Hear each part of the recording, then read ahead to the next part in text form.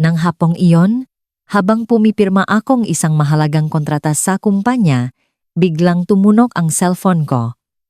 Ang biyenan kong si Corazon Gonzales ang tumatawag. Sinagot ko ang tawag at bago pa man ako makapagsalita, narinig ko na ang masayang sigaw biyenan ko sa kabilang linya. Sofia, pumunta ka rito agad. May maganda akong balita sa'yo. Tita, busy po ako ngayon. Ano po ba yun? Sabi ko habang hawak ang ballpen na nakalutang sa ibabaw ng kontrata. Anong busy? Kahit gaano ka pa ka-busy? Kailangan mong pumunta? Hindi may kakaila ang tono ng biyenan ko. Sasabihin ko sa iyo, nakapili ng bagong tsondo si Angela. Dun sa bagong kondominium sa BGC, mahigit 200 square meters. Halika rito agad para makita mo at para maasikaso na rin ang mga papeles. Nahulog ang hawak kong ballpen sa mesa. Ang bagong kondominium sa Bonifacio Global City? Mahigit 200 square meters? Mabilis na umikot ang isip ko. Ang presyo ng una dun ay hindi bababa sa 130,000 hanggang 140,000 bawat metro kuwadrado. Ang isang unit na mahigit 400 square meters ay abot ng 27 milyon patas. Tita, ano po ang sinasabi ninyo? Halos hindi ako makapaniwala sa narinig ko. Bumili si Angela ng bagong kondo? Saan naman siya kukuha ganon kalaking pera? Huwag mo nang alamin yan. Malalaman mo pagdating mo rito, misteryosong sabi ng biyenan ko. Hihintayin kita sa sales office. Bilisan mo. Huwag mo kaming paghintayin ng matagal. Pagkatapos nun, ibinaba na niya ang tawag. Napatulala ako habang hawak ang cellphone. Ang hipak kong si Angela Gonzales, 3 taon na siyang graduate pero 5 beses nang nagpalit ng trabaho at walang tumagal dun. Magastos siya at laging umaasa kay Marco para sa suporta. Paano siya? Makakabiling ng tsondo sa BGC? Huwag mong sabihing si Marco ang bumili para sa kanya ng palihim? Pero kahit pagsamahin pa ang sahot naming dalawa, 10 taon naming pag-ipunan yun nang hindi kumakain at umiinom para lang makabuang down payment. Habang lalo kong iniisip, lalo akong nakakaramdam na may mali. Nagbilin ako ng ilang bagay sa assistant ko, kinuha ang bag ko, at lumabas. Habang nagmamaneho papuntang BGC, kinakabahan ako. Nang dumaan ako sa isang bangko, bigla kong naalala na noong nakaraang mga araw, nang tiningnan ko ang aming bank statement, napansin kong may nawawalang malaking halaga sa joint account namin. Sabi nun ni Marco, ay para sa isang proyekto ngang kumpanya. Ngayon, iniisip ko, hindi kaya. Hindi ko na magawang ituloy ang iniisip ko. Tinapakan ko ang silinyador at mabilis na tumakbo ang sasakyan papunta sa sales office. Pagdating ko sa sales office, natanaw ko kaagad ang biyenan ko at ang hipak kong si Angela na nakatayo sa may pinto. Pareho silang nakasuot ng bagong damit at abot tinga ang ngiti. May hawak pa si Angela na isang mamahaling bag. Kilala ko iyon, isang limited edition na binili ko sa Paris noong nakaraang buwan na nakakahalaga ng halos 100,000 piso. Ni hindi ko pa nga nagagamit. Ate, sa wakas dumating ka na. Tuwang-tuwang tumakbo palapit sa akin si Angela. Hinawakan ang braso ko at hinila ako papasok. Halika, tingnan mo, ang ganda ang bago kong tsondo. Tinanggal ko ang pagkakahawak niya at tumingin sa biyenan ko. Tita, ano po ba talaga ang nangyayari dito? Itong tsondo ni Angela. Naku, pumasok muna tayo at doon mag-usap. Sabi ng biyenan ko habang hinihila ako papasok. Naghihintay ang sales agent. Pagpasok namin sa sales office, isang babaeng naka-uniforme ang masiglang sumalubong sa amin. Mrs. Gonzales, ito po ba ang manugang ninyo? Napakabata at maganda. Ipinagmamalaki ng biyenan ko o manugang ko mula sa pamilya Reyes. Nakangiting sinabi ang sales agent, kung ganun, Miss Reyes, pakipirmahan na lang po dito. Nabayaran na po ang down payment. Ang natitira ay babayaran ng hulugan. Pinutol ko siya. Sino ang nagbayad ng down payment? Natigilan ang sales agent at tumingin sa biyenan ko. Umubo ang biyenan ko at sinabing, "Ako ang nagbayad. Kayo po ang nagbayad?" Tumingin ako sa kanya. "Tita, ang SSS pension ninyo kada buwan ay 5,000 piso lang. Paano ninyo nabayaran ang 27 milyong down payment?" Napatingin sa amin ang mga tao sa paligid. Namula ang mukhang biyenan ko. Hinila niya ako sa isang tabi. "Hinaan mo ang boses mo. Anong 5,000? May iba pa akong ipon." "Ipon?" Sarkastiko akong tumawa. "Ang kakarampot mong ipon? Baka pambili lang ang banyo? Hindi pa sapat." "Sofia Reyes, ano ang ibig mong sabihin?" Biglang sumulpot si Angela. Dinuduro ako. "Binilhan ako ang tsondo ng nanay ko. Anong problema dun? Ginamit ba namin ang perang pamilya mo? Bakit ganyan ka makapagsalita?" Ganyan ako makapagsalita? Tiningnan ko ang hawak niyang bag. Gusto kong itanong, yang bag na hawak mo at yang damit na suot mo, kaninong pra ang ginamit pambili? Namutla ang mukha ni Angela at umatras siya. Ipinaktanggol siya ng biyenan ko at tiningnan ako ng masama. "Sofia, alam kong mayaman ka, pero hindi mo kailangang maliitin ang iba. Sasabihin ko sa iyo ang totoo, nang hiram ako ang pera sa mga kamag-anak para sa kondo na ito.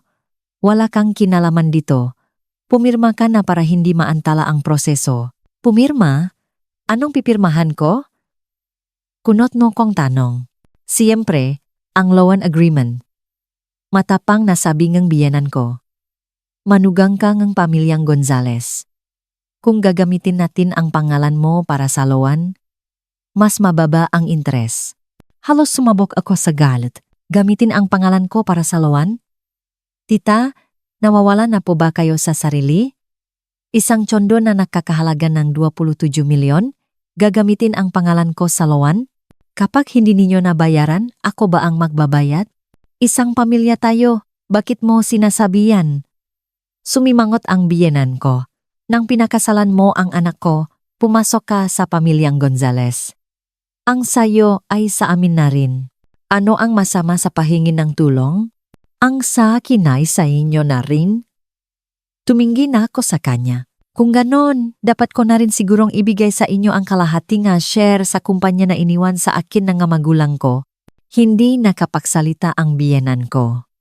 Matagal niya akong tinuro bago biglang umupo sa sahig at nagsimulang umiyak. "Naku, kaawa-awa naman ako. Nakapralang ang manugang ko. Hindi na ako kilala. Ayaw man lang tumulong. Paano na ako mabubuhay nito?" Nakumpulan ang mga tao sa paligid. Nakbubulungan tungkol sa amin. Nakatayo si Angela sa gilid, nakahalukip-kip at tuwang-tuwa sa nakikita. Huminga ako ng malalim para pakalmahin ang sarili.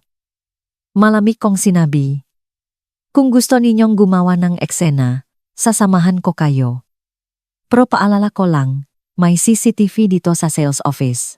Kung magpapatuloy kayo sa pakwawala, ipapadala ko ang video kay Marco para makita niya kung paano ipinapahiya ng nanay niya ang sarili sa labas." Biglang tumigil. Sa pag-iyak ang biyenan ko, hindi niya inaasahan na sasabihin ko iyon. Natigilan siya. Sakto namang tumunok ang cellphone ko. Ang nanay kong si Elena Reyes ang tumatawag. Lumayo ako para sagutin ang tawag. "Ma, Sofia, nasaan ka?" Kalmado ang boses ng nanay ko. "Nasa sales office po ako sa Begeche." "Ma, may problema." Ikinuwento ko sa kanya ang lahat. Pagkatapos kong magsalita, ilang segundo siyang natahimik. Naintindihan ko.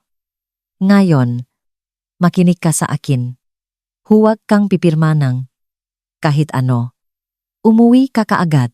Pag-uwi mo, ay freeze mo lahat ng 6 na black card na nakapangalan sa iyo, pati na ang joint account ninyo ni Marco." "I freeze ang mga black card?" Natigilan ako. Ang 6 na black card na iyon ay iniwan sa akin ng tatay ko personal kong yaman iyon at bihirang gamitin. Huwag ka nang magtanong. Gawin mo na lang, sabi ni Mama. Tandaan mo, kahit sino ang tumawag sa'yo, huwag mong sasagutin. Hintayin mo ako. Sige, tumangwa ako. Pagkababa kong tawag, tiningnan ko ang biyenan kong nakaupo pa rin sa sahig at ang nagagalak na si Angela. Ngumisi ako. Gusto ninyo akong lokohin? Hindi ganun kadali. Tumalikot ako at lumabas. Sumigaw ang biyenan ko mula sa likod, Sofia Reyes, bumalik ka rito. Hindi pa tayo tapos kung hindi ka pipirma. Hindi ko siya pinansin at diretsong sumakay sa kotse. Habang pinaandar ko ang sasakyan, nakita ko sa rearview mirror na nakaupo pa rin sa sahig ang biyenan ko habang si Angela ay nagtatatalon sa inis. Isa lang ang nasa isip ko. Umuwi agad at I freeze ang mga black card. May dahilan kung bakit iyon ang ipinapagawa sa akin ni Mama. Habang papalayo ang sasakyan sa sales office, tiningnan ko ang labas ng bintana at tahimik na nangako sa sarili, sa pagkakataong ito, ipapakita ko sa kanila na hindi ako madaling apihin. Habang pawi ako, walang tigil ang pagtunog ng cellphone ko. Nga pangalan ng biyenan ko, hipak ko, at ni Marco ang lumalabas sa screen.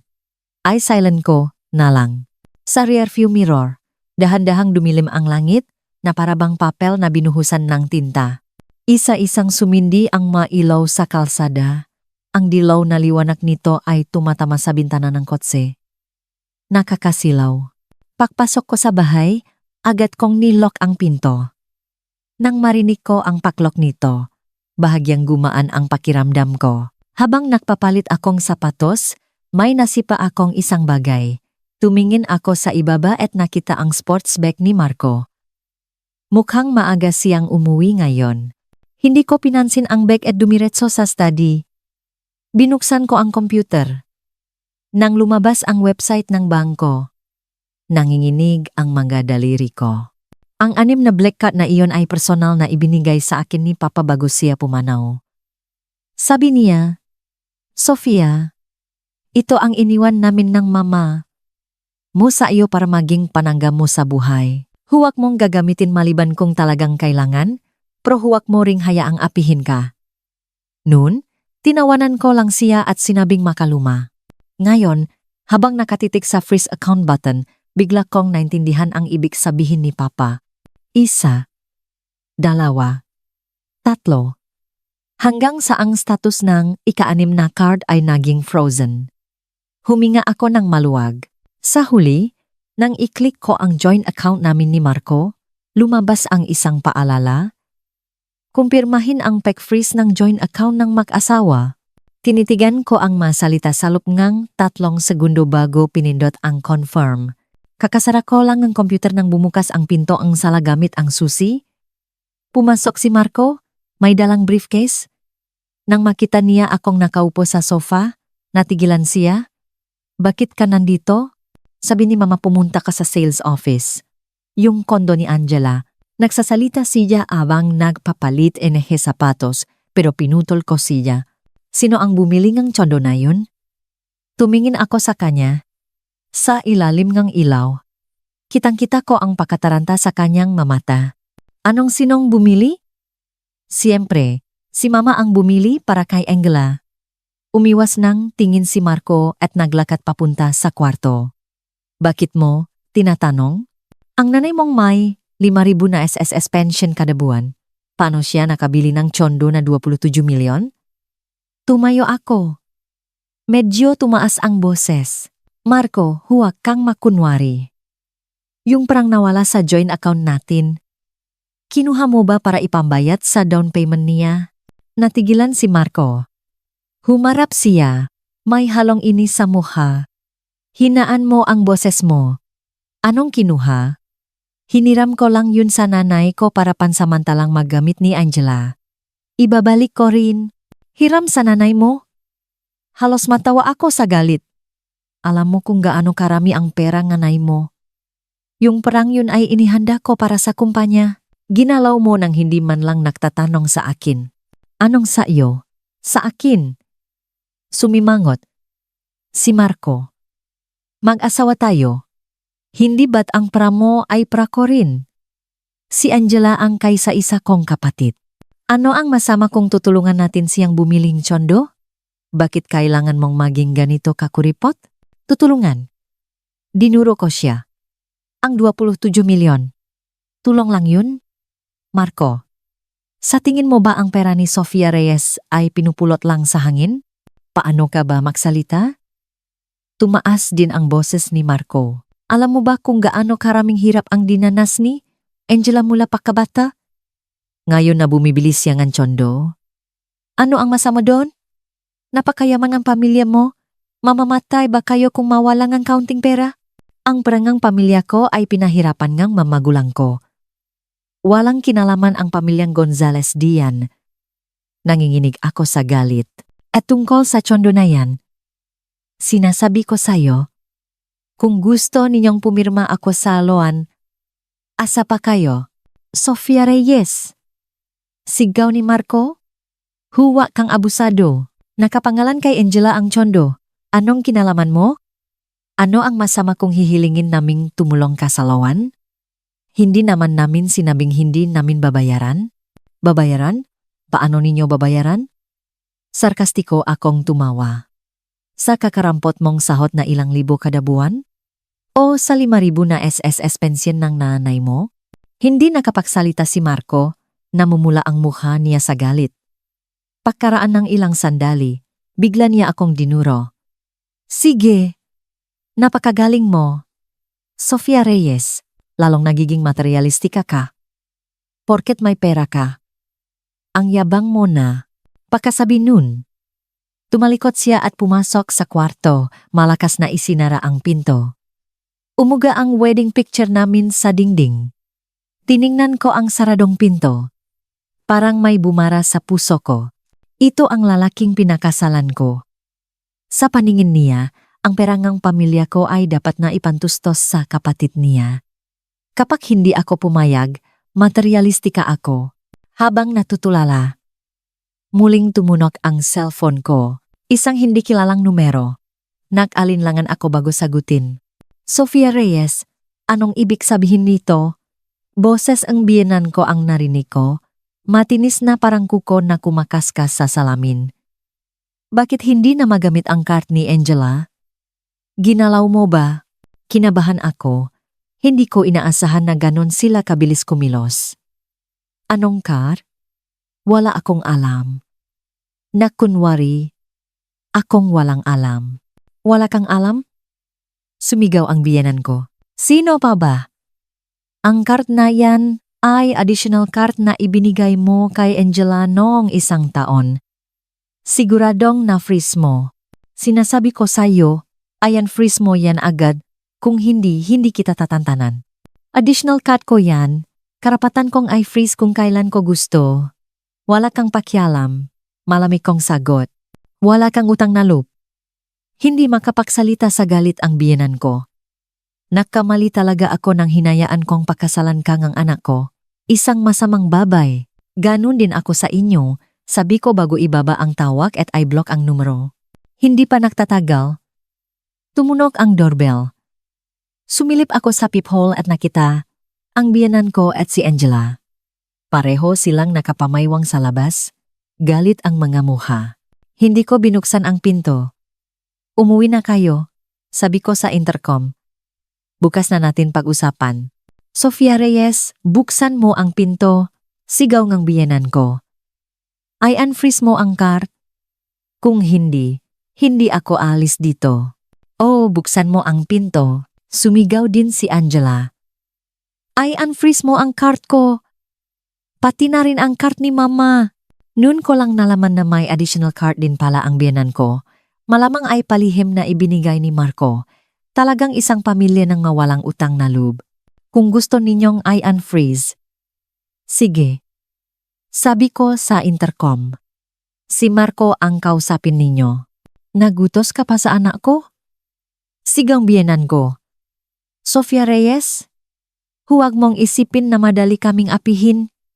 Kapag hindi mo binuksan ang pinto, sisirain ko to. Totungang sinimulan niyang kalampagin ang pinto. Nakakairita ang ingay. Huminga ako ng malalim. Kinuha ang cellphone at binuksan ang voice recorder.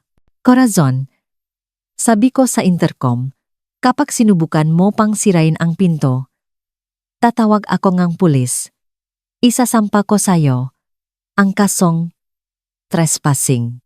Tumigil ang pagkalampak sa pinto. Mukhang natakot ang biyenan ko.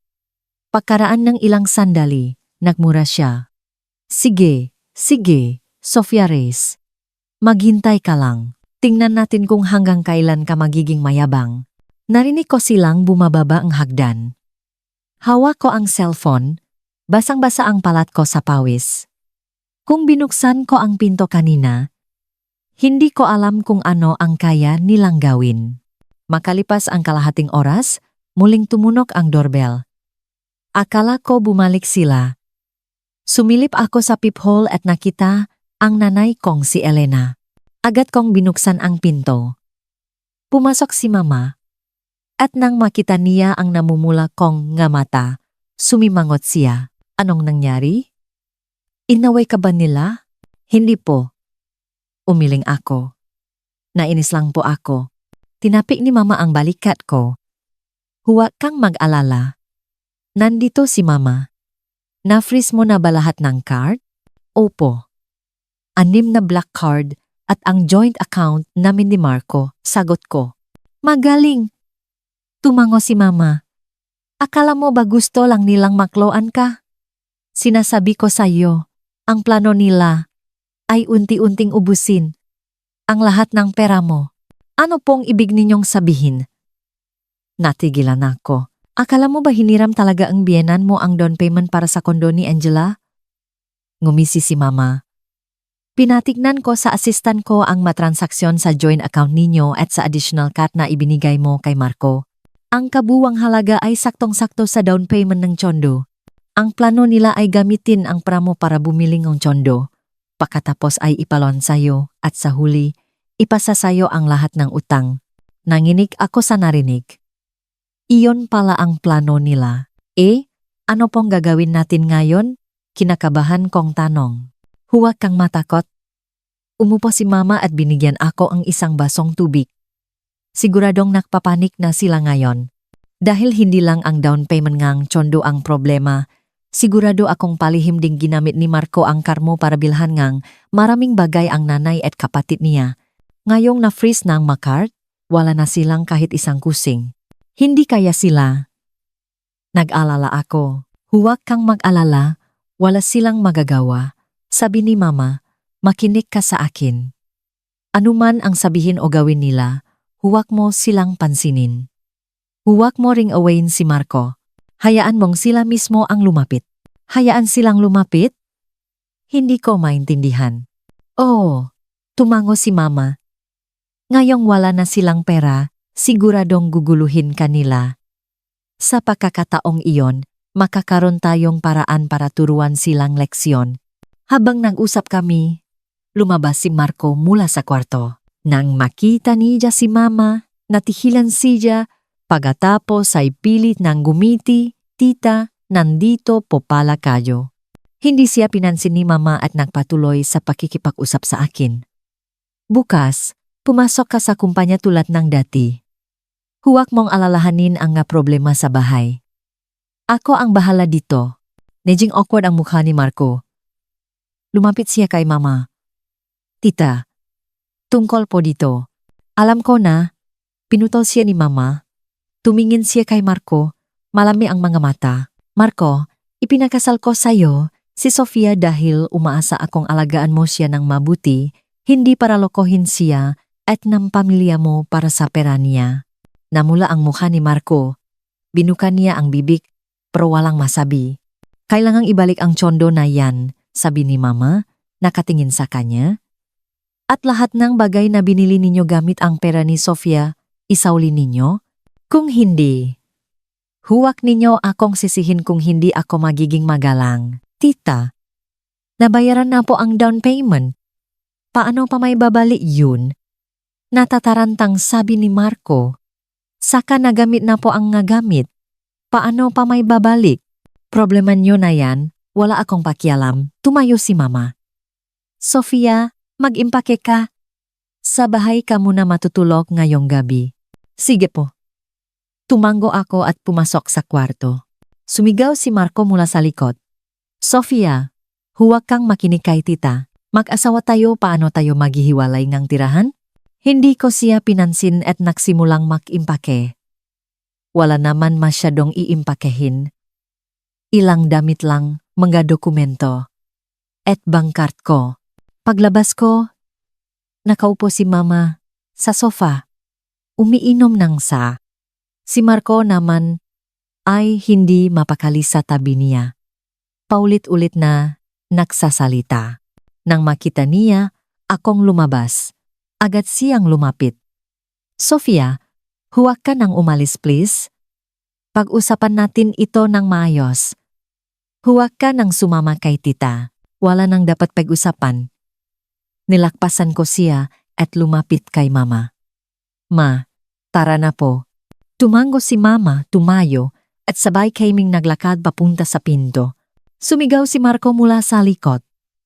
Sofia Reyes, kapag umalis ka, huwag ka nang babalik.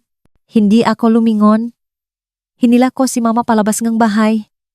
Bago isara ang pinto, huli kong sinulyapan ang bahay na iyon, halo-halong emosyon ang naramdaman ko. Akala ko dati, ito ang aking kanlungan. Ngayon ko lang nalaman na isa lang pala itong bitak para lokohin ako. Pagpasok namin sa kotse ni mama, huminga ako ng maluwag. Sa labas ng bintana, nakatayo pa rin si Marco sa balkonahe, nakatingin sa amin. Ang anino niya ay mahabang-mahaba sa ilalim ng ilaw poste. Huwag mo nang isipin yan, tinapik ni mama ang kamay ko, maayos din ang lahat. Opo, tumango ako. Sumandal ako sa upuan. Pinagmamasdan ang mabilis na pagdaan ng ngatanawin sa labas. Tahimik akong nangga ko sa sarili. Sa pagkakataong ito, hinding-hindi na ako urong. Kinaumagahan, nagising ako sa bahay ni mama. Ang sikat ng araw ay tumatagos sa siwang ng kurtina. Parang gintong laso sa sahig. Mula sa baba, naamoy ko ang sinangag at itlog. Ang tunongang pagluluto ni mama sa kusina ay umaakyat sa hagdan. Medyo gumaan ang bigat sa dibdib ko. Pagbaba ko, inilalagay na ni mama ang pritong itlog sa plato. Nakita niya ako at ngumiti. Gising ka na pala, magilamos ka na at kumain. Pagkatapos, pumasok ka na sa kumpanya. Ma, pwede po bang hindi muna ako pumasok ngayon? Nakaalangan ako. Hindi ako mapakali. Natatakot akong baka guluhin na naman nila ako sa bahay. Bakit ka matatakot? Inabot sa akin ni mama ang gatas. Habang mas umiwas ka, mas isipin nilang madali kang apihin. Pumasok ka sa trabaho, nandito naman ako sa bahay. Saka, ang dami mong trabaho sa kumpanya. Hindi pwedeng basta ka na lang hindi papasok. Inisip ko, tama nga siya. Kumuha akong pandesal at kinagat. Paano kung tumawag si Marco? Sasagutin ko ba? Huwa? Diretsong sabi ni mama. Hintayin mong ma-realize niya kung saan siya nakamali. Habang kumakain kami, tumunok ang cellphone ni mama. Tiningnan niya ang screen, sumimangot, at sinagot. Hello, Corazon. Hindi ko alam kung ano ang sinabi sa kabilang linya. Pero ngumisi si mama, gusto mong pumunta? Sige. Akala mo ba natatakot ako sa iyo? Hihintayin kita. Pakababa ang tawag, tumingin ako sa kanya. Ma? Pupunta po siya? Oh, sabi niya. Gusto niya raw akong kausapin. Pinunasan ni mama ang kamay niya. Sakto. Gusto ko rin siyang makausap ng masinsinan. Kung ganun, hindi na po ako papasok ngayon. Sasamahan ko kayo dito, ibinaba ko ang pandesal. Hindi na kailangan. Iwinagayway ni mama ang kamay. Gawin mo ang dapat mong gawin. Kaya ko na to. Alam ko ang ugali ni mama. Kapa na kapa desisyon na mahirap nang baguhin. Kaya tumango na lang ako. Sige po, mag-ingat kayo. Tawagan ninyo ako kung may problema. Huwag kang mag-alala.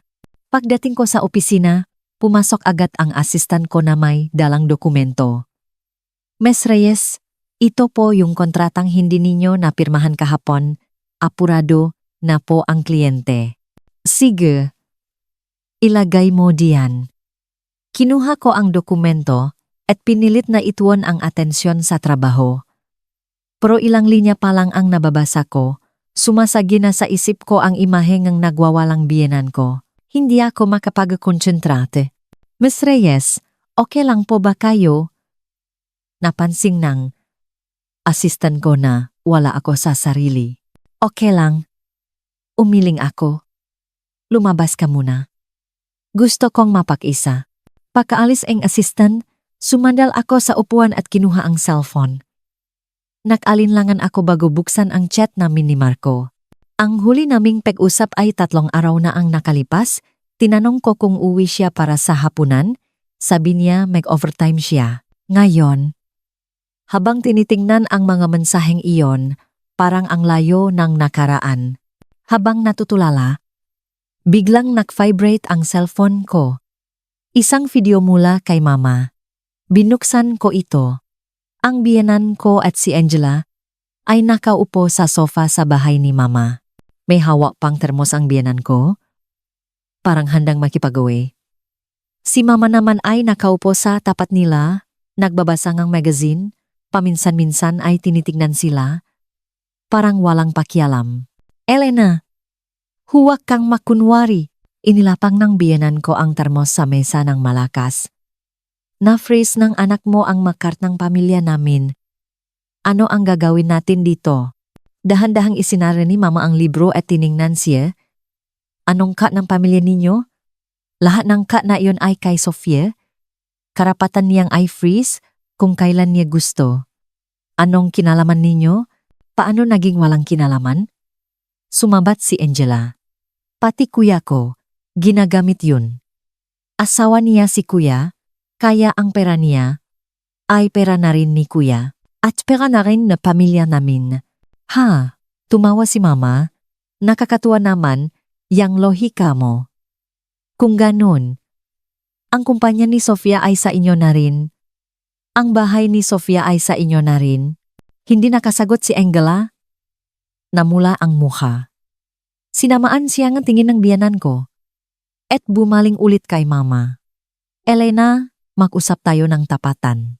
Si Sofia ay asawa ni Marco, kaya parte na siya ang pamilyang Gonzales.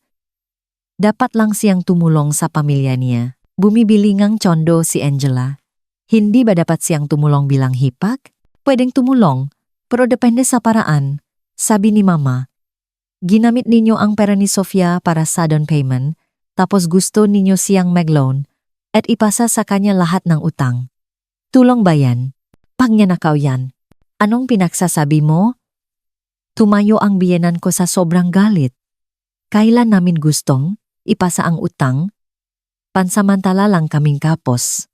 Babayaran din namin yan sa hinaharap. Babayaran? Tiningnan siya ni mama. Sa kakarampot na sahot ni Marco, aabutin ng ilang dekada bago mabayaran ang 27 milyon. O baka sa 5,000 mong SSS pension. Hindi makapagsalita ang biyenan ko. Pakaraan ng ilang sandali, nakaisip siya ng isasagot. Pwede. Pwede naman naming bayaran ng dahan-dahan. Dahan-dahan? Ngumisi si mama.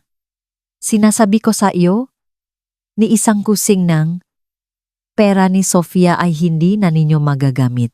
Yung tsondo na yan, 2 lang ang pagpipilian ninyo. Humanap kayo ng paraan para makumpleto ang down payment o ibalik ninyo agad at isauli ang pera ni Sofia.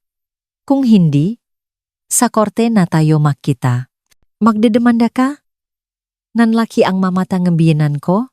Tingnan natin kung hindi ko gagawin, kinuha ni mama ang cellphone niya. Nandito sa akin ang ngariko ng lahat ng ginastos, ninyo gamit ang cut ni Sofia, Pati na ang nga palihim na transfer ni Marco sa inyo, lahat yan ay ebidensya. Kung abot to sa korte, sa tingin ninyo, kayo ang mananalo. Namutla ang biyenan ko. Hinila niya si Angela. Tara na. Wala tayong mapapala sa pakikipag-usap sa taong hindi marunong makinig sa katwiran. Sandali, pinigilan sila ni Mama. Isoli ninyo lahat ng binili ninyo gamit ang pera ni Sofia? Lalo na yang bag na hawak ni Angela? At yang kwintas sa lig mo. Lahat yan ay pag-ari ni Sofia. Agad na itinago ni Angela ang bag niya. At isiniksik naman ngang biyenan ko ang kwintas sa loob ngang damit niya. Ito ay regalo sa amin ni Marco. Pakmamatigas ngang biyenan ko. Saan galing ang pera ni Marco? Hindi ba't kay Sofia din? Sabi ni Mama. Dalawa lang ang pagpipilian ninyo. Isauli ang nagamit o bayaran ang halaga. Nakatinginan ang biyenan ko at si Angela, parehong ayaw. Sa huli, nagnit-nit ang biyenan ko. Isasauli namin ang magamit, pero kailangan muna naming hanapin pag-uwi. Sige, tumango si Mama. Bibigyan ko kayo ngang 3 araw. Pagkatapos ngang 3 araw, kung wala akong makitang gamit o pera, huwag ninyo kaming sisihin. Wala nang sinabi ang mag-ina at umalis nang nakayuko. Doon nagtatapos ang video. Tiningnan ko ang screen ng cellphone, parehong galit at humanga kay Mama. Ito ang tunay na eksperto. Sa ilang salita lang, napatahimik niya sila. Pagkababa kong cellphone, tumawag si Marco. Nag-alinlangan ako bago sagutin. Sofia, hindi ba sobra na ang ginagawa ng nanay mo? Galit ang boses ni Marco. Pumunta sina Mama at Angela para makipag-usap ng maayos, pero ganun siya magsalita. Pinapabalik pa ang magamit? Anong ibig niyang sabihin? Ang ibig sabihin ni Mama ay ang ibig sabihin ko rin. Malami kong sagot. Sa loob ng 3 araw, isauli ninyo lahat ng binili ninyo gamit ang pera ko at ibalik ang parang inilipat sa mga account ninyo. Kung hindi, sa korte tayo makita. Sofia Reyes, kailangan mo ba talagang maging ganito kalupit? May halong hinanakit ang boses ni Marco. Mag-asawa tayo. Hindi mo ba pwedeng isipin man lang ang kapakanan ko? Isipin ka. Natawa ako. Nung iniisip kita, inisip mo ba ako? Marco, ikaw ang unang nakamali sa akin. Paano ako nakamali sa'yo? Nagalit si Marco. Gusto ko lang namang tulungan mo ang kapatid ko. Kailangan mo ba talagang palakihin ang isyong ito? Palakihin ang issue? Halos hindi ako makapaniwala sa narinig ko. Marco, hanggang ngayon ba? Sa tingin mo, ako pa rin ang nagpapalaki ng issue? Palihim mong kinuha ang pondo ng kumpanya at pinlano ng nanay at kapatid mo na kunin ang pera ko. Malaking issue ba yan? Ako. Hindi makapagsalita si Marco. Pakaraan ng ilang sandali, mahina niyang sinabi, Sofia, alam kong nakamali ako. Bigyan mo pa akong isang pagkakataon please. Nangangako akong hindi na mauulit. May pagkataon pa? Sabi ko, nakatingin sa labas. Sa loob ngang 3 araw, isauli ninyo ang pera at magagamit. Pagkatapos, mag-usap tayo ng maayos. Sige, gagawin ko. Agad na pumayag si Marco. Pakababang tawag, hindi gumaan ang pakiramdam ko. Alam kong impossible para kay Marco na may balik ang pera sa loob ngang 3 araw. Sinasabi niya lang yon para maantala ang lahat. Tama nga ako, bandang hapon. Sinabi sa akin ng asistan ko na pumunta si Marco sa kumpanya para hanapin ako, pero hinarang siyang resepsyonis. May sinabi ba siya? Tanong ko. Sabi niya, gusto niya raw kayong makausap ng maayos. At kung hindi ninyo raw siya kakausapin, maghihintay siya sa labas ng kumpanya. Hayaan mo siyang maghintay, malamig kong sabi. Sabihin mo sa kanya, kapahanda na ang pera at magagamit. Sa kanya ako hanapin. Tumango ang assistant ko at lumabas. Tiningnan ko ang design plan sa computer screen, biglang nakaramdam ngang pagod. Paano kami ni Marco umabot sa ganito? Pag-uwi ko sa bahay ni Mama, naamoy ko agad ang masarap na pagkain. Nagluluto si Mama sa kusina. Nang makita niya ako, ngumiti siya. Nakauwi ka na pala. Kumusta ang araw mo? Okay lang. Lumapit ako para tulungan siyang magiwang gulay. Pumunta si Marco sa kumpanya. Hindi ko siya kinausap. Tama yan? Tumango si Mama. Ang taong yan, kung hindi mo tuturuan ng leksyon, hindi niya malalaman ang pagkakamali niya. Habang kumakain kami, biglang nagsalita si Mama. Sofia, sa tingin ko, dapat na kayong mag-file ng annulment ni Marco. Natigilan ako. Ang kubyertos ko ay nasa ere. Isipin mo, kung talagang mahal ka niya, hindi niya hahayaang apihin kang pamilya niya. Sabi ni Mama, kahit mayos pa to ngayon, paano sa susunod? Gagawa at gagawa silang paraan para lokohin ka. Kakayanin mo ba yan habang buhay? Yumuko ako at hindi naksalita. Sa totoo lang, alam ko rin na mayroon ng lamat sa pagitan namin ni Marco na hindi na maayos. Hindi kita pinipilit, anak, bumuntong hininga si Mama. Sa tingin ko lang, you deserve better. Alam ko po. Tumango ako. Pag-isipan ko pong mabuti. Pagkatapos kumain, nanot ako ang TV sa sala, pero magulo ang isip ko. Tumunog ang cellphone ko. Isang hindi kilalang numero. Nag-alinlangan ako bago sagutin. Ate, si Angela to. Boses ni Angela ang narinig ko. Medyo naglalambing. Huwa ka nang magalit please? Mali ako kanina. Hindi ko dapat kinausap ng ganon ang nanay mo. Pwede mo bang i-unfreeze ang card? May bibilhin pa kasi ako bukas. Bibilhin? Ngumisi ako. Kaninong pera ang gagamitin mo? Sa akin? Hindi. Agad na sabi ni Angela. Kasi, sanay na akong gamitin. Yung card na. Yun. Ate, patawarin mo na ako ngayon lang. Nanggangga ko akong hindi na ako magiging magastos. 3 araw, sabi ko. Pagkatapos ng 3 araw, isauli ninyo ang manggagamit at pera. Saka tayo mag-usap. Ate, bago pa siya makatapos, ibinaba ko na ang tawag at i-block ang numero. Alam kong simula pa lang ito. Sa susunod na 3 araw, siguradong gagawa sila ng iba't ibang paraan para guluhin ako. Pero handa na ako. Ano man ang gawin nila, hindi na ako urong. Dahil naintindihan ko na, ang pag-urong ay lalo lang silang magiging abusado. Tanging sa pagiging matatak ko lang mapoprotektahan ang sarili ko, ang nanay ko, at lahat ng iniwan sa akin ng mga magulang ko. Sa 4 araw, umaga pa lang, kararating ko pa lang sa kumpanya. At ang receptionist ay tumakbo papasok na may problemadong itsura.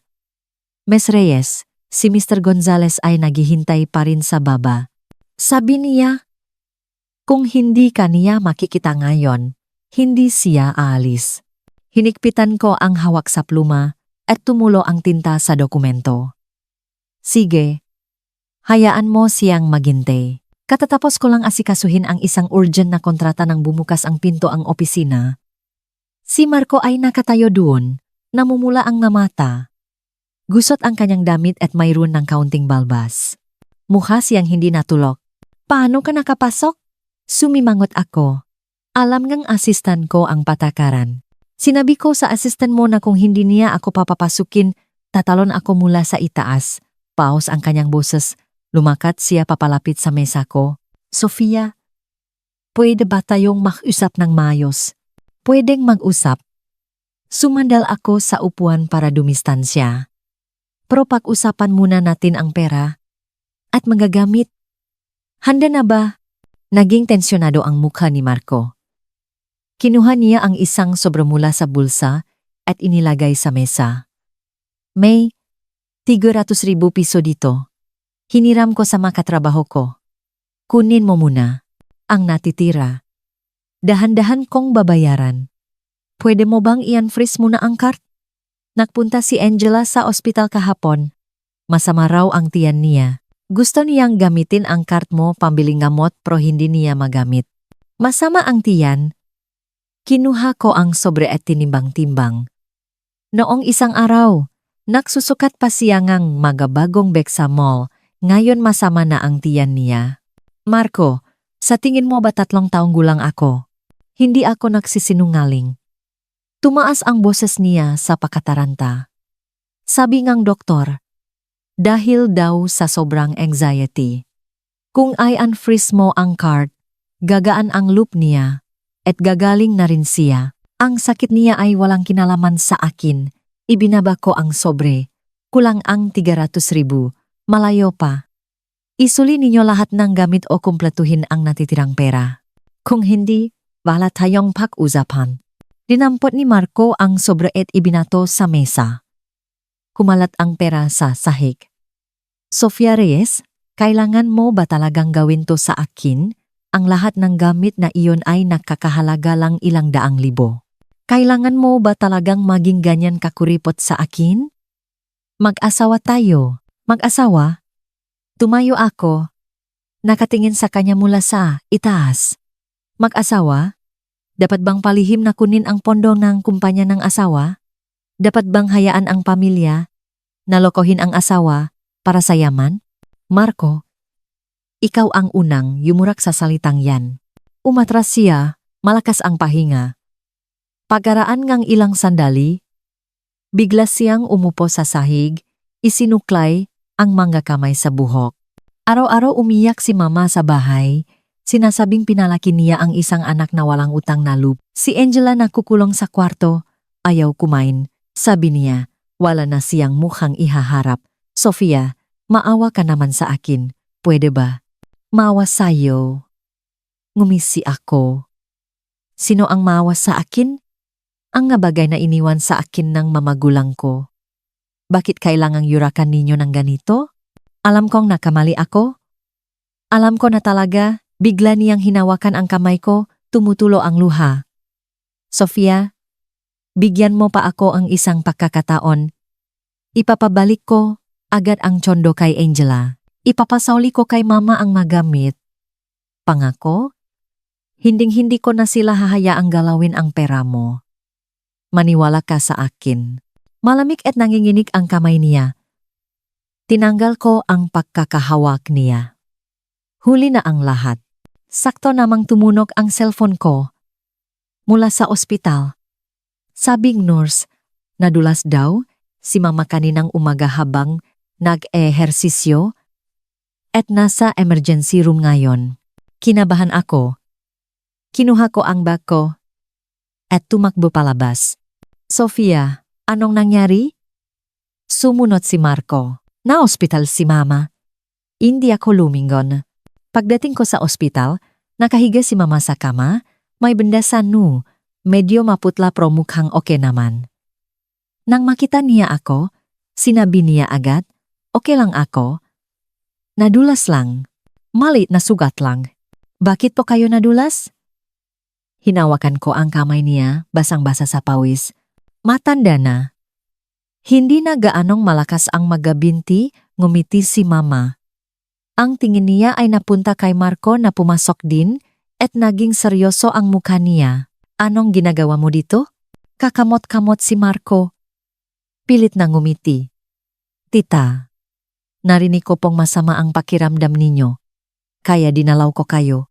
Hindi ko kailangan ng kabutihan mo, tumalikot si mama.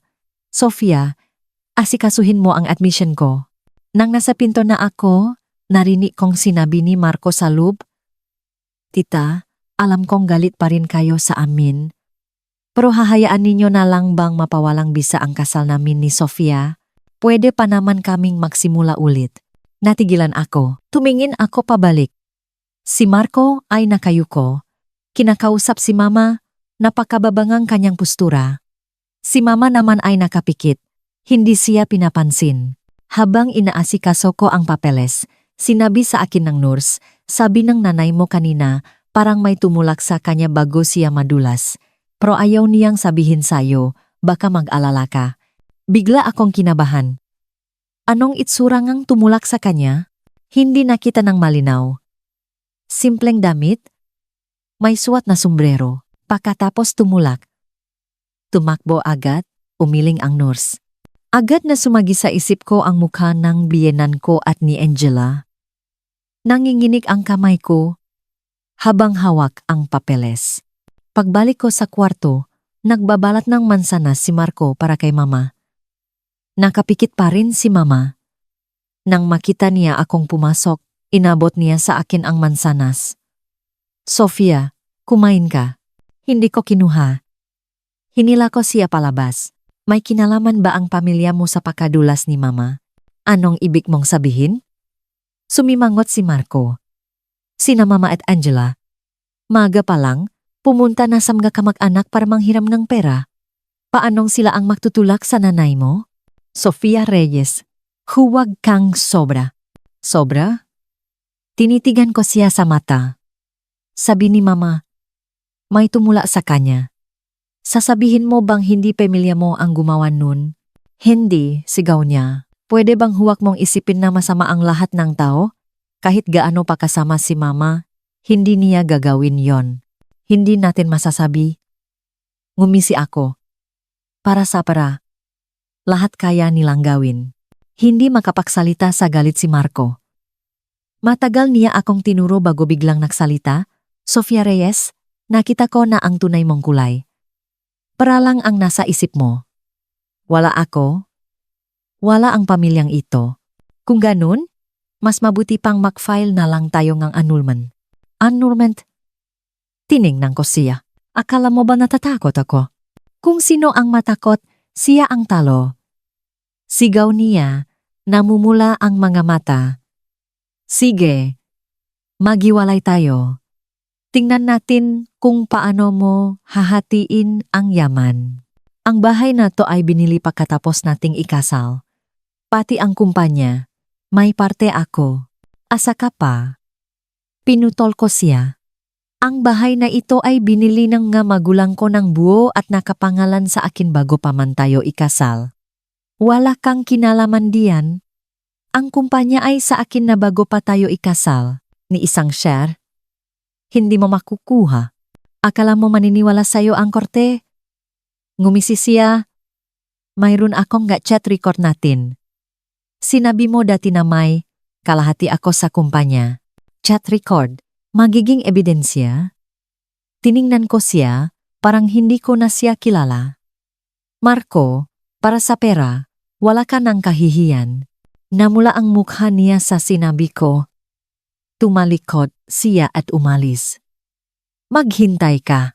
Habang nawawala ang anino niya sa pasilyo, sumandal ako sa dingding, parang naubos lahat ng lakas ko. 2 taong nagmamahalan dati. Paano kami umabot sa ganito?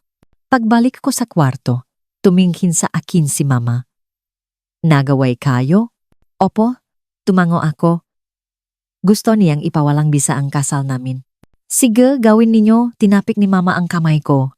Ang ganyang lalaki, hindi dapat pinanghihinayangan. Tungkol sa yaman, huwag kang maalala. Matagal ko nang inayos yan para sayo.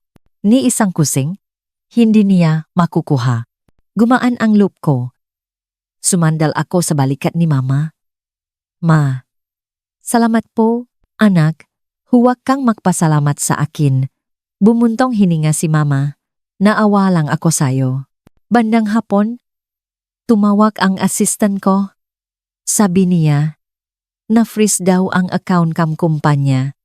May nakreport daw na nak-efade kami ngang buwis.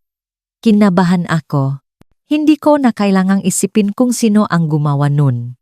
Huwag kang magpanik, pinakalma ko ang sarili ko.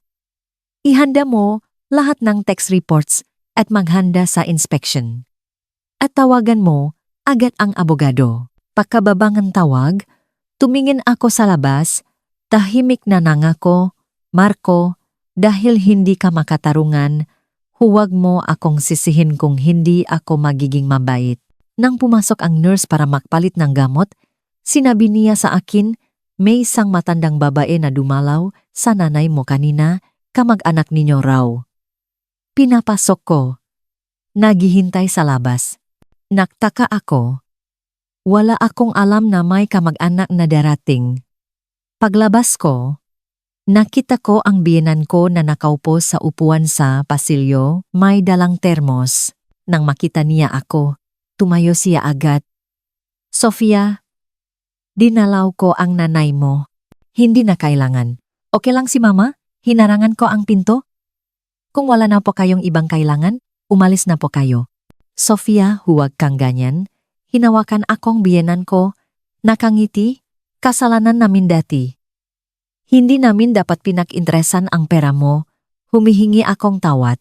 Ito, nagluto ako ang tinolang manok para sa nanay mo. Tiningnan ko ang hawak niyang termos. Ngumisi. Ngayon lang kayo humihingi ng tawad? Saan kayo nanggaling nun? Hindi na kailangan. Tinanggal ko ang pagkakahawak niya. At kunin mo na rin yan. Hindi yan kailangan ni mama. Sofia, gusto pa sanang magsalita ng biyenan ko, pero isinara ko na ang pinto. Sa salamin ng pinto, nakita ko siyang nakatayo sa labas. Ang ngiti sa mukha niya ay dahan-dahang naging pakadismaya. Alam kong pansamantala lang ang katahimikan na ito. May mas malaking bagyo na darating. Pero hindi na ako natatakot. Para kay mama, para sa sarili ko, kailangan kong maging matatag at labanan sila hanggang sa huli.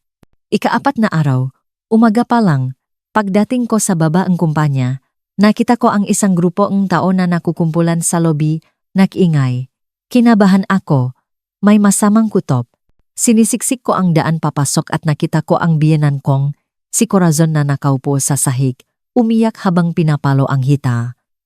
Si Angela naman ay nakatayo sa tabi niya, may hawak na megaphone. Tingnan ninyo, ang may-ari ng kumpanyang ito, si Sofia Reyes, ay isang masamang anak. Inaabuso ang biyenan, inaagaw ang yaman ng pamilya, at pinalayas pa ang biyenan na may sakit. Nagbubulungan ang mga tao, may mga kumukuha ng litrato gamit ang cellphone. Nanginginig ako sa galit. Mabilis akong lumapit, inagaw ang megaphone kay Angela, at ibinato sa sahig. Angela, anong pinagsasabi mo diyan? Nagsisinungaling ako? Nagalit din si Angela. Sabihin mo, hindi mo ba pinalaya si mama? Hindi mo ba na-freeze ang card namin? Isa kang masamang babae. Na-freeze ko ang sarili kong card. Anong kinalaman ninyo? Malamig kong sagot. Tungkol naman sa pagpapalaya sa nanay mo. Iyon ay dahil pinag-interesan niya ang pera ko at gusto pa akong pakbayarin ng 27 milyong utang sa kondo. Nagsisinungaling ka. Biglang tumayo ang biyenan ko at sumugot para saktan ako, pero hinarang siyang security guard. Nagsisinungaling ako? Ngumisi ako. Kinuha ko ang cellphone mula sa bag at binuksan ang recording. Makinig kayo.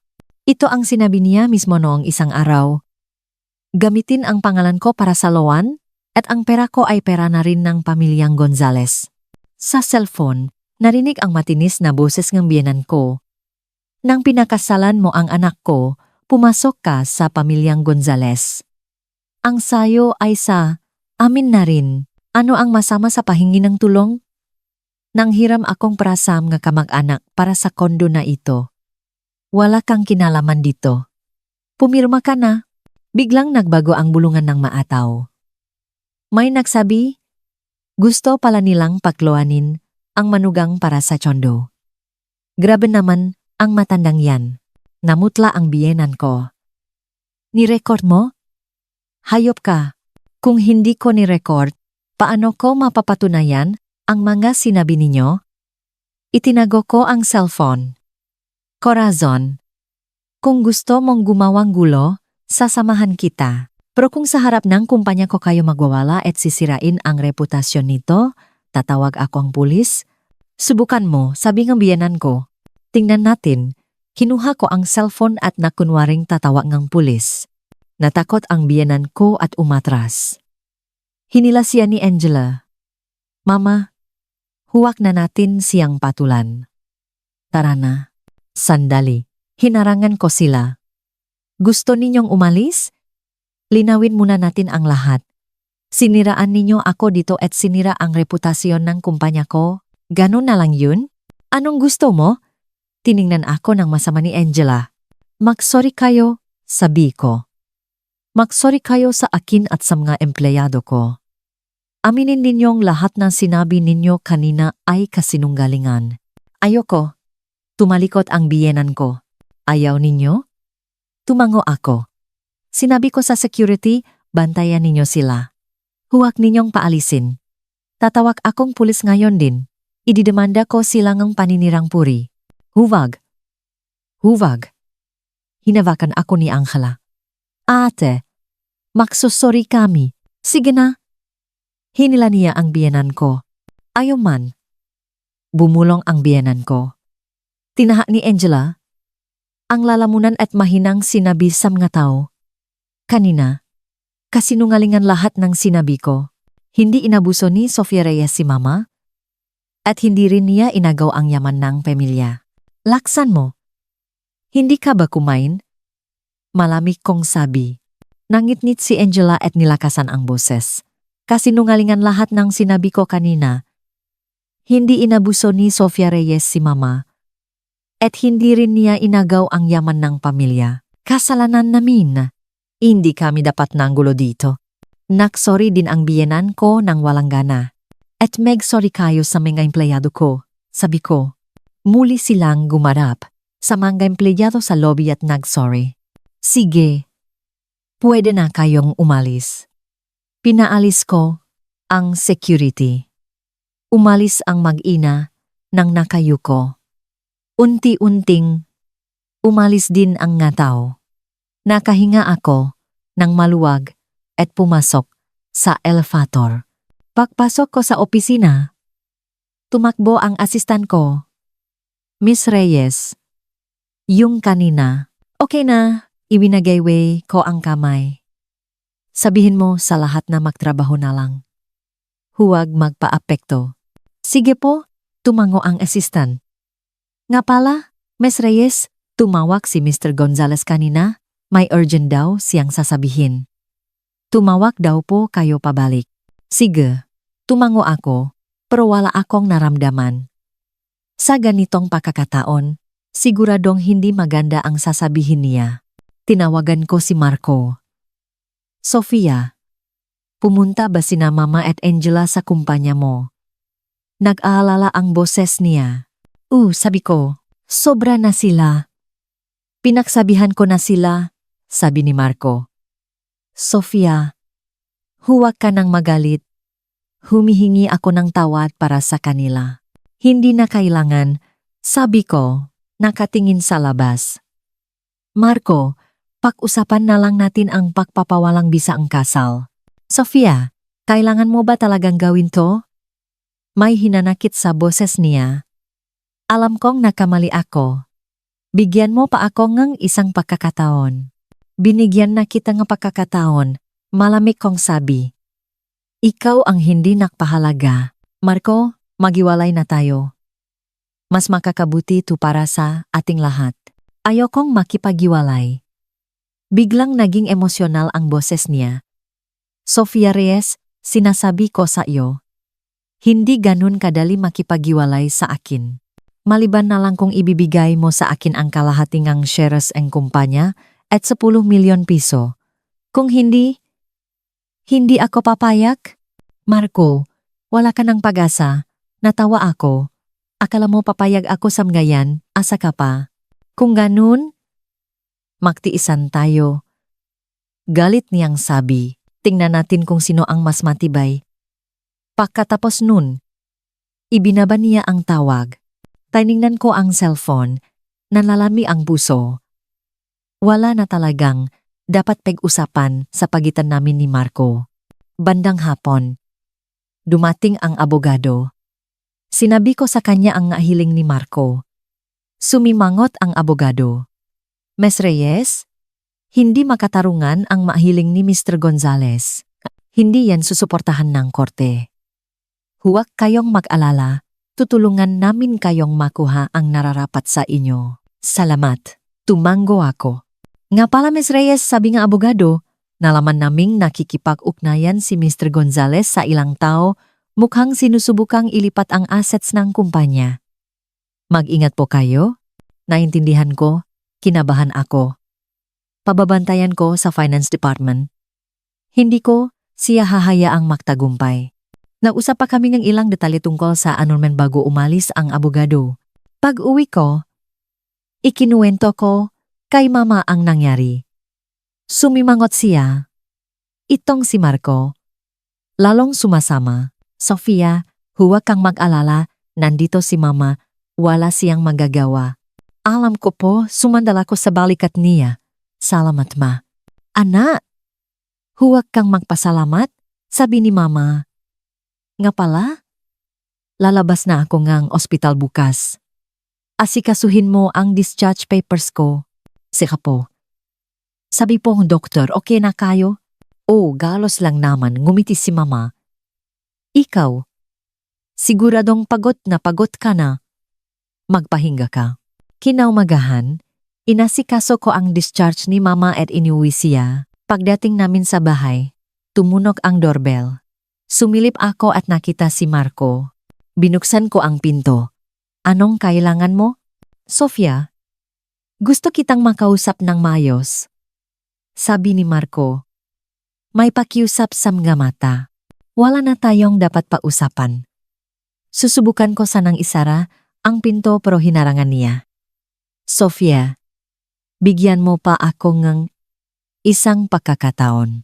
Pangako, hinding-hindi ko nahahayaang guluhin kanina Mama at Angela. Magsimula tayo ulit. Huli na. Sabi ko.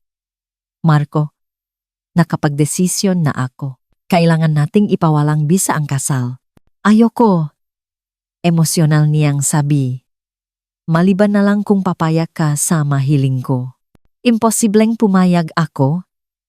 Malamig kong sabi. Kung hindi ka papayag, sa korte na tayo makita. Ikaw. Hindi makapagsalita sa galit si Marco. Bigla niyang sinabi, Sofia Reyes, huwag mo akong pilitin kung ipipilit mo ang annulment. Isisiwalat ko ang tax evasion ng kumpanya mo. Sisirain kita. Tinatakot mo ako? Tiningnan ko siya, Marco. Sinasabi ko sa iyo, walang tax evasion ang kumpanya ko. Kung makakalat ka ang kasinungalingan, ididemanda kita ng paninirang puri. Kung nagsisinunggaling ako, alam mo sa sarili mo. Ngumisi si Marco at umalis. Habang pinagmamasdan ang likod niya, nangako ako sa sarili na anuman ang gawin niya, hindi ako urong. Ang laban na ito, kailangan kong ipanalo. Sa ikatlong araw matapos umalis si Marco, habang tinitingnan ko ang quarterly report sa opisina, biglang pumasok ang aking assistant, nanginginig at may hawak na folder. Maputla ang kanyang mukha. Miss Reyes, masama po ang balita. Nawawala po ang project contract na nasa safe ninyo. Kinabahan ako. Nahulog ang hawak kong pluma. Ang kontratang iyon ay para sa isang kliyente sa Southeast Asia na kakahalaga ng halos 50 milyon at kailangan ang orihinal na kopya para sa customs sa susunod na linggo. Kailan mo nalaman? Ngayon lang po. Kukunin ko sana ang dokumento at nakita kong bukas ang safe. Wala na po ang kontrata, nanginginig ang boses ng assistant. Pinatingnan ko na po ang CCTV. Hindi na kailangan, minasahe ko ang aking sentido. Agad na pumasok sa isip ko ang mukha ni Angela. Walang ibang gagawa nun. Eta mga ako. Wala pang kalahating oras. Tumunog ang personal kong cellphone. Isang hindi kilalang numero. Pakasagot ko. Narinig ko ang boses ni Angela. May halong pakmamayabang. Ate, busy ka ba? Nasayo ang kontrata? Diretsahan kong tanong. Natahimik siya ang ilang segundo bago tumawa. Anong kontrata? Hindi ko alam ang sinasabi mo. Pero may hawak akong isang mahalagang bagay. Kung makikita itong kliyente mo sa Southeast Asia, ano kaya ang mangyayari? Anong gusto mo? Nanginginig ang magadaliri ko. Simple lang. Biglang tumaas ang boses niya. Papirmahin mo si Kuya sa mga papeles ng annulment At I give up ang lahat ng karapatan sa yaman. At bigyan mo ako ng 5 milyon. Kung hindi, ipapadala mo ang kontrata sa kliyente. Ngumisi ako. Angela, alam mo ba kung magkano ang penalty para sa kontratang yan? 80 milyon. Sa tingin mo, kayang bayaran yan kuya mo. Tinatakot mo ako?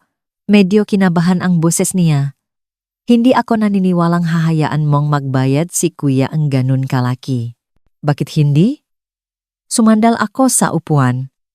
Kalmado. Maghihiwalay na rin naman kami. Ang problema niya, hindi ko na problema. Ikaw naman, pagnanakaw ang commercial secrets at blackmail, sapat na yan para makulong kang ilang taon. Biglang natahimik ang kabilang linya. Pakaraan ng ilang sandali, sinabi niya, huwag mo akong pilitin. Sige, ipadala mo na. Sabi ko, pero paalala ko lang, may kopya akong kontratang yan. Ang orihinal ay may watermark na kami lang ngang. Kliyente ang nakakaalam. Kahit ipadala mo yan, hindi nila tatanggapin.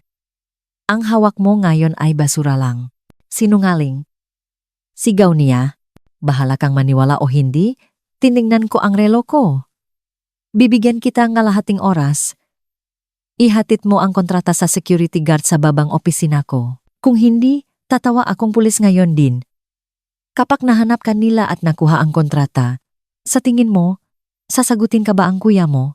Nakmura siya ang ilang beses bago ibaba ang tawag. Makalipas ang isang oras, inihatid ngang security guard ang isang sobre sa opisina ko, nasa loop nga ang kontrata. Tiningnan ko ang huling pahina at nakita ang isang maliit na mansa ang kape sa kanang ibaba sinadya kong ilagay iyon noong isang linggo. Pagkatapos ayusin ang tungkol sa kontrata, ipinadala ko sa abogado ang binagong annulment agreement sa kumpanya ni Marco. Bandang hapon, tumawag ang abogado. Sabi niya, pumirma na si Marco. Pero napakasama. Wrong ng itsura.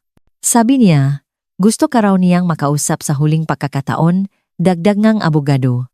Hindi na kailangan, sabi ko. Pero hindi ko inaasahan na pupunta si Marco sa bahay ni Mama. Nang gabing iyon, katatapos lang namin kumain ni Mama nang tumuno ang doorbell. Sumilip ako at nakita siyang nakasuot ng itim na jacket. Magulo ang buhok. Parang isang ligaw na aso. Pinapasok ako ni Mama sa kwarto at siya ang nagbukas ang pinto. Narinig kong nausap sila sa sala, may halong iya ang boses ni Marco, paulit-ulit na sinasabing, alam kong nakamali ako. Makalipas ang kalahating oras, bumukas ang pinto ngang sala. Umalis na siya, sabi ni Mama. Lumabas ako at nakita sa mesa ang isang bukas na, sobre na may bankart sa loob. Iniwan niya yan. May 200,000 daw diyan bilang bayad pinsala. Kinuha ni Mama ang cart na nidiri. Pinapaalis ko, pero ipinilit niya. Itapon yun na lang po. Lumapit ako sa bintana at pinanood ang paglaho ni Marco sa kanto. Biglang parang may nawala sa akin. Kinaumagahan, pumunta ako sa korte para sa mga huling papeles. Nang makuha ko ang desisyon ng annulment, tumama ang sikat ng araw sa papel, nakakasilaw. Tumayo ako sa labas at tinawagan si Mama. Matapos na po. Siha, sabi ni Mama. Umuwi ka, lulutuan kita ng paborito mong sinigang. Pagkababang tawag, huminga ako ng malalim. Pagbukas kong pintong kotse, nakita ko si Angela na nakatayo sa dikalayuan, may dalang isang bag, masama ang tingin sa akin. Sofia Reyes, anong ipinagmamalaki mo? Bigla siyang sumugot at ibinato sa akin ang bag. Kumalat ang laman nito mga basak na bote at bulok na gulay. Umiwas ako. Hindi pa tayo tapos sa kontrata tapos nanggugulo ka na naman. Tapos na? Bigla siyang tumawa. Halos mayak na. Wala nang bisa ang kasal ninyo ni Kuya. Na-ospital si Mama sa galit. Dahil sa iyo, nasira ang pamilya namin. Isa kang malas. Kayo ang sakim, sabi ko. Wala nang silbi ang masinasabi mo ngayon? Wala? Bigla siyang kumuha ng isang kutsilyo mula sa bulsa, nakatutok sa akin. Kung hindi ako masaya, Hindi ka rin dapat maging masaya. Nagulat ang mataw sa paligid. May naglabas ng cellphone para mag-video. Dahan-dahan akong umatras. Nang susugot na siya, biglang dumating ang 2 pulis. Inagaw ang kutsilyo at pinosasan siya. Angela Gonzalez. Wanted ka sa kasong blackmail at extortion. Sumama ka sa amin. Patuloy na nagpupumiglas si Angela. Habang pinapanood ko siyang isinakay sa police car, naalala ko noong una ko siyang makilala. College pa lang siya nun, nakaputing bestida, mahinghing tinatawag akong ate. Paano siya naging ganito? Sinabi sa akin ng pulis na si Marco mismo ang nakreport sa kapatid niya kahapon at ibinigay pa ang recording ng pananakot sa akin. Sabi niya, ayaw na niyang makamali pa ang kapatid niya. Pagbalik ko sa kumpanya, sinabing asistan ko na dumaan si Marco at nag-iwan ng isang kahon. Binuksan ko ito at nakita ang lahat ng libro at malilit na gamit na dinala ko nung ikasal kami. Sa ilalim, may isang papel na may sulat kamay ni Marco. Sorry, ginkrumple ko ang papel at itinapon sa basurahan. Tiningnan ko ang mga gamit na iyon, parang hindi ko nakilala. Tulad ng kasal namin, akala ko magtatagal, pero isa lang palang malaking biro. Bandang hapon, dinalaw ko ang biyenan ko sa ospital. Nakahiga siya, may dextrose. Sabi ng doktor, na-stroke daw siya. Kahit naisalba, baka makaroon ng mga komplikasyon. Tumayo lang ako sa labas ng kwarto. May mga utang na hindi nababayaran ng simpleng sorry. Paglabas kong ospital, kulay kahel na ang langit. Tinawagan ko si mama at sinabing gusto kong sinigang. CJ, tumawa si mama. Idadagdag ko panizda. Pagkababa ng tawag, huminga ako ng malalim. Gumaan ang pakiramdam. Ang mahabang bangungot na ito ay malapit ng matapos. Pero hindi ko alam na hindi pa iyon ang katapusan. Kinabukasan matapos dalhin ng pulis si Angela, habang nasa meeting ako, walang tigil ang pag-vibrate ng cellphone ko, pangalan ni Marco ang lumalabas. Ni-reject ko. Maya-maya, tumawag ulit siya. Nakatingin sa akin ang lahat. Lumabas ako para sagutin. Sofia Reyes. Anong ginawa mo kay Angela? Sigaw niya. Nasa presinto pa rin siya.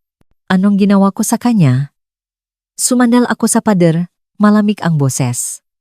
Ninakaw niya ang kontratangang kumpanya ko at ginamit para takutin ako. Ano sa tingin mo ang ginawa ko sa kanya? Napilitan lang siya dahil sa iyo? Umiyak na sabi ni Marco. Nasa ospital pa rin si mama. Tapos nakakulong. Si Angela, sinira mo ang pamilya namin. Wala ka bang puso? Hindi ako ang sumira sa pamilyang ito. Hinikpitan ko ang hawak sa cellphone. Ang kasakiman ninyo ang sumira. Hanggang ngayon ba, hindi mo pa rin nakikita? Hindi. Tumawa siya. Mas malungkot pa sa iyak. Ang alam ko lang, simula nang dumating ka, hindi na kami natahimik. Kung binigay mo lang sana agad ang pera para sa tsondo ni Angela, hindi sana mangyayari to. So kasalanan ko pa na niloko ninyo ako. Hindi ako makapaniwala. Marco, sira na ba ang ulo mo? Ikaw ang sira ulo. Sigaw niya. Sinasabi ko sa'yo, kung may mangyari kay Angela, hindi kita tatantanan. Pati ang bayarin sa ospital ni mama, ikaw ang magbabayad. Kung hindi, guguluhin kita sa kumpanya mo, sa bahay mo, hanggang sa hindi ka na matahimik. Subukan mo. Sabi ko, tingnan natin. Ibinaba niya ang tawag. Nakatayo ako sa pasilyo, nilalamig. Sa isip pala niya, ako pa rin ang mali. Pagbalik ko sa meeting, wala na akong naintindihan. Pagkatapos, pinuntahan ko ang abogado para alamin ang sitwasyon. Sabi niya, dahil sa matibay na ebidensya, makukulong si Angela ng hindi bababa sa 2 taon. Nagwalaro si Marco sa presinto at gusto kang kasuhan ng false accusation. Inabot niya sa akin ang isang dokumento. Ang reklamo niya. Sinasabi niyang nilipat ko raw ang aming joint assets at humihingi ng panibagong hatian. Kasama pa ang 6 na black cat na iniwan sa akin ni Papa. Nababaliw na ba siya? Ibinato ko ang dokumento. Gusto ka lang niyang piliting sumuko? Sabi ng abogado. Sabi niya, kung magbabayad ka ngang 10 milyon at sasagutin ang lahat ng gastusin ni mama niya, atrasin niya ang kaso. 10 milyon? Natawa ako sa galit. Bakit hindi na lang siya magnakaw? Kailangan niya talaga ngang. Para ngayon, sabi nga abogado, may utang na silang 50,000 sa ospital at may bayarin pa sa abogado ni Angela. Problema na nila yan. Sumandal ako sa upuan.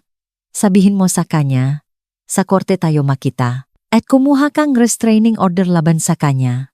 Bandang hapon, nakita ko si Marco sa labas ng ospital. Sofia, tulungan mo ako sa huling pagkakataon. Sabi niya, hindi kita matutulungan, umatras ako. Sa korte na tayo mag-usap. Kailangan mo ba talagang maging ganito kalupit? Lumambot ang boses niya. Namumula ang mga mata. Alam kong nakamali ako. Magsimula tayo ulit. Tapos na tayo, sabi ko. Mula nung kinuha mo ang pondong kumpanya, tapos na tayo. Wala akong choice. Sabi niya. Pinilit lang nila ako. Matanda ka na. Dapat alam mo ang tama at mali.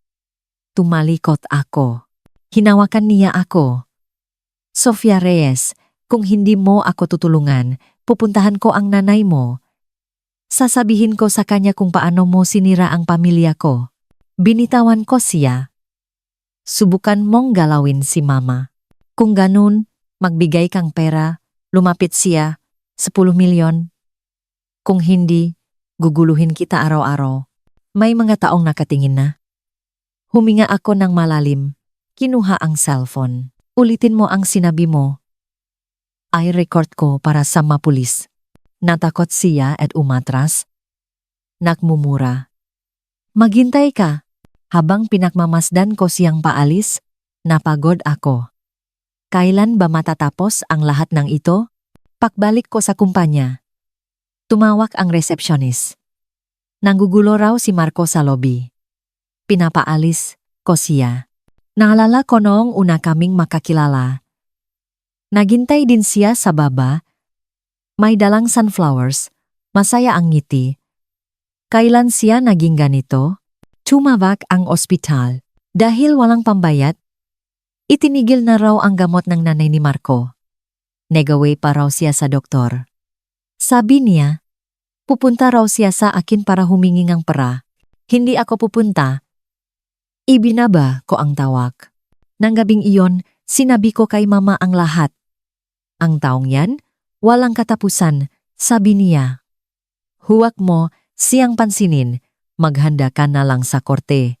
Maya-maya, may neck doorbell. 2 pulis. Nag-report daw si Marco na hindi ko binabayaran ang ospital ng nanay niya at tinatakot ko pa siya. Ipinaliwanag ko sa kanila ang lahat at ipinarinig ang recording. Iimbestigahan namin to, sabi ng pulis. Pagkaalis nila, natawa ako. Ako na ang biktima. Ako pa ang masama. Habang nakahiga, nakatanggap akong text mula sa isang hindi kilalang numero. Hindi ako matatalo. Si Marco. Ngumiti ako. Ang pagkapanalo o pagkatalo ay hindi na mahalaga. Ang mahalaga, makakalaya na ako sa lahat ng ito. Kinaumagahan, nadaanan ko ang korte. Nakita ko si Marco na may hawak na diaryo na may litrato ko. Tingnan ninyo. Sigaw niya. Ang babaeng ito, isang manloloko. Hindi ko siya pinansin at pumasok sa korte. Darating din ang araw na ito. Handa akong lumaban. Sa loob ng korte, narinig ko pa rin ang sigaw ni Marco. Hinikpitan ko ang hawa sa mga dokumento. Dala ko ang lahat ng ebidensya mula sa mga bank transfer hanggang sa mga resibo ng galuho na binili niya. Sa mediation room, nandun na si Marco. Sofia Reyes, ilabas mo ang ebidensya. Prako yan. Sigaw niya. Kung para mo ba yan, ang korte ang magpapasya, umupo ako. Buong umaga kaming nag-usap. Paulit-ulit lang ang sinasabi ng abogado niya. Ang abogado ko naman ay isa-isang sinagot ang lahat ng akusasyon gamit ang nga ebidensya. Namutla si Marco. Sa hapon, tumawag ang abogado ko. Pinalabas na raw ngang ospital ang nanay ni Marco at nagwawala sa labas ngang bahay nila. Pinakuha ko sa assistant ko ang lahat ng medical records para kung may makalat ng kasinungalingan online, may panlaban kami. Tumawag din si Mama. May mga financial advisor daw siyang kinausap. Lumabas na may backup records pala ang nga black card na iniwan ni Papa. Lahat ng withdrawal ni Marco, nakalista. Pagdating ko sa opisina, may isa pang kahon mula kay Marco. Nga luma, naming litrato. May mga sulat na masamang babae sa likod.